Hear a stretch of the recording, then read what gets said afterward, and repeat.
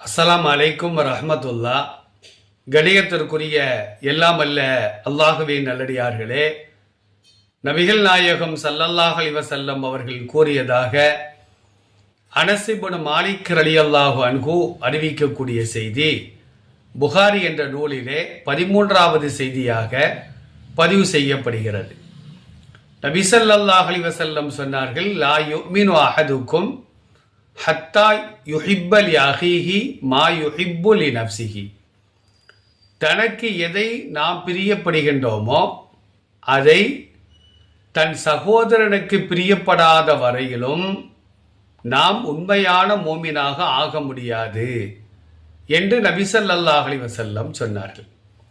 நமக்கு நாம் எதை பிரியப்படுவோமோ அந்த ஒன்றை நம்முடைய நண்பனுக்கும் நாம் பிரியப்பட வேண்டும். நல்ல காரியங்களில் மட்டும். நாம் 5 நேரம் தொழுகின்றோமா, நம்முடைய நண்பனும் தொழுக வேண்டும் என்று நாம் பிரியப்பட வேண்டும். நாம் தான தர்மங்கள் செய்கின்றோமா, அதே காரியத்தை தன் நண்பனும் செய்ய வேண்டும் என்று நாம் பிரியப்பட வேண்டும். ஹஜ்ஜி செய்கின்றோமா, உம்ரா செய்கின்றோமா, ரமலானிலே நோன்பு நோடிக்கின்றோமா, 4 பேருக்கு உதவிகள் செய்கின்றோமா, இதே காரியத்தை நம்முடைய நண்பனும் செய்ய வேண்டும் என்று நாம் பிரியப்படாத வரையிலும் நாம் உண்மையான மோமினாக ஆகவே முடியாது. நாம் ஏதாவது தவறு செய்தால் அதையும் நம்முடைய நண்பன் செய்ய வேண்டும் என்று நாம் பிரியப்படுவது கூடாது.